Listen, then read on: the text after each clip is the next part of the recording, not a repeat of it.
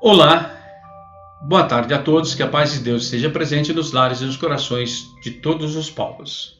Estarei fazendo uma breve leitura de um estudo cujo título Nenhuma Condenação, onde também estarei falando sobre o título sobre a queda. Nenhuma condenação. Portanto, agora, nenhuma condenação há para os que estão em Cristo Jesus, que não andam segundo a carne, mas segundo o Espírito.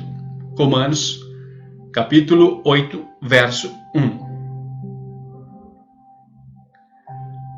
Vou falar sobre a queda. Após a queda, Adão passou a condição de morto para Deus e vivo para o mundo. Esta condição está atrelada à natureza do homem. Adão foi criado com uma natureza segundo a natureza divina. Ou seja, Adão era santo, justo e bom. Diante de Deus, Adão era inculpável e irrepreensível.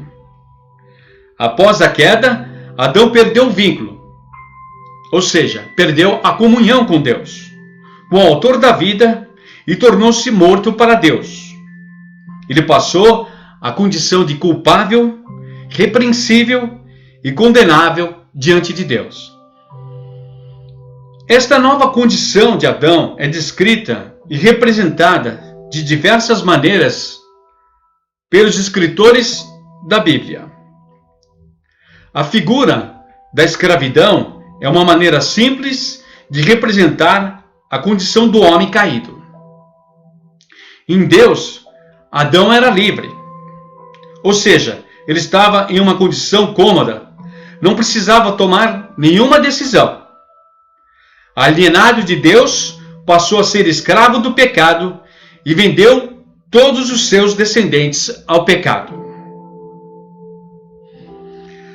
A humanidade perdeu a liberdade por estar cativa da condição proveniente da punição imposta à ofensa de Adão.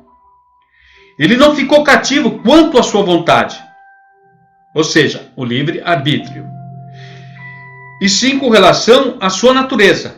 A natureza do homem passou à condição de escrava do pecado, ou seja, morto.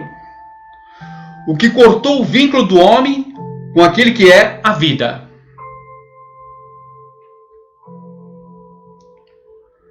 O homem era agradável a Deus quando participante da natureza divina. Após a queda, esta capacidade se perdeu devido à nova condição do homem, alienado do Criador. Ele passou a servir outro senhor, o pecado. A condição de servo de Deus perdeu-se, e todos quantos nascem mortos para Deus, vivos para o pecado e servindo ao pecado.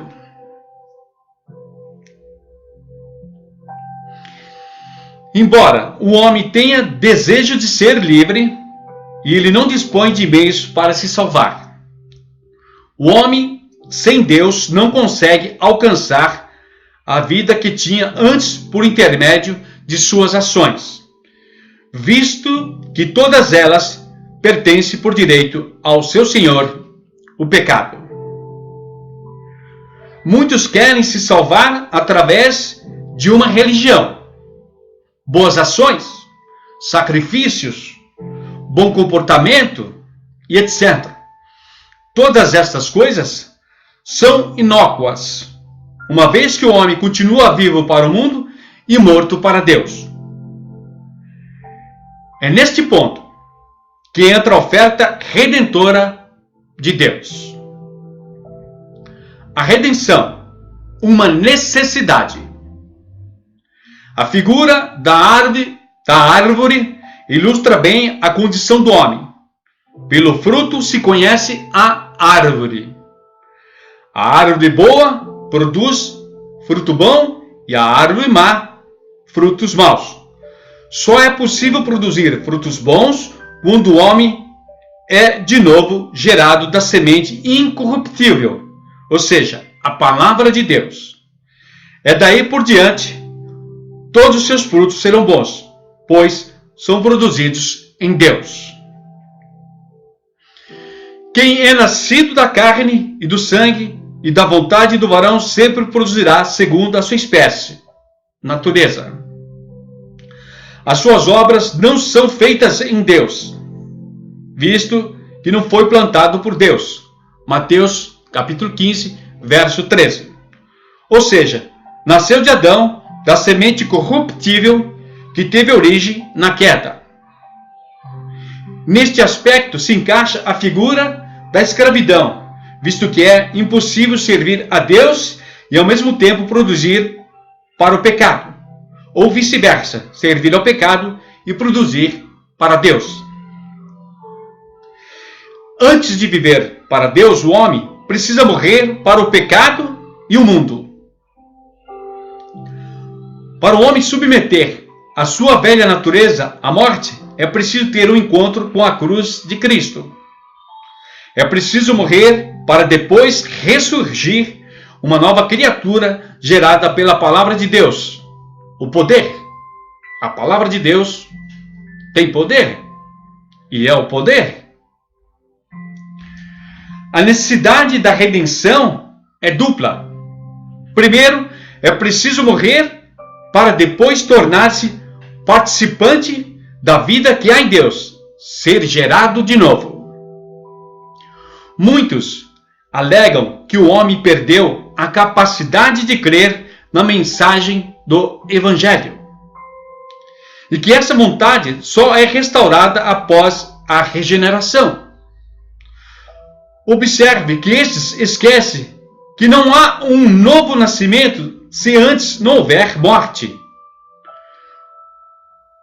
Como morrer com Cristo se a capacidade de crer, como dizem os monergistas, só é concedida após a regeneração? Se para morrer com Cristo o homem precisa crer na mensagem do Evangelho, que está em Mateus capítulo 10, verso 38, como é possível crer se tal capacidade só contempla os regenerados? Se a fé vem pelo ouvir, como os mortos alcançarão fé se não pode crer sem antes serem regenerados?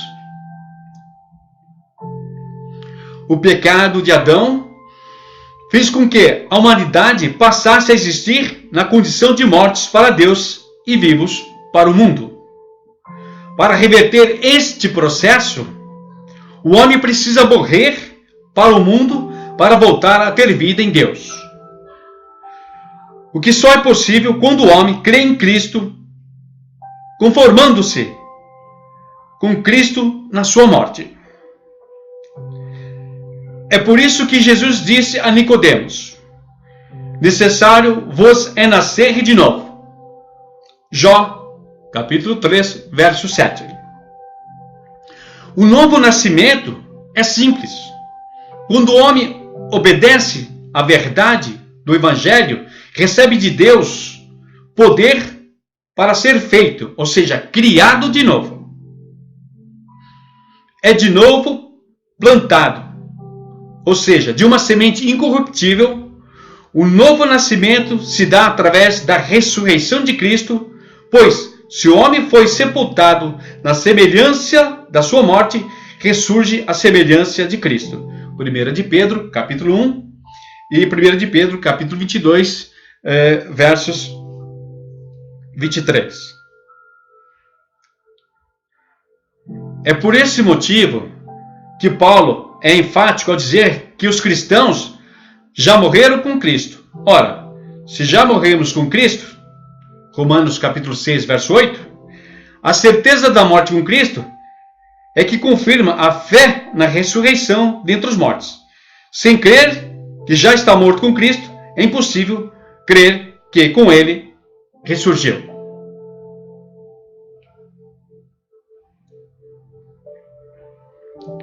Após crer em Jesus, o homem passa a estar vivo para Deus e mortos para o pecado. Romanos capítulo 6, verso 11. Esta condição não era assim antes de ser plantado, ou seja, sepultado com Cristo na sua morte. Antes estava vivo para o pecado e morto para Deus. Se o homem quiser livrar-se do pecado, precisa ser sepultado com Cristo, ou seja, ser plantado juntamente com ele na sua morte. Romanos capítulo 6, verso 4 e 5. Após morrer com Cristo, o homem terá direito a comparecer perante o tribunal de Cristo e está livre do trono branco. Romanos capítulo 8, verso 1. É por isso que Paulo diz: portanto, agora nenhuma condenação há para os que estão em Cristo. Visto que, ao ser gerado de novo e na condição de nova criatura, o homem livra-se da condenação em Adão e de comparecer perante o grande trono branco.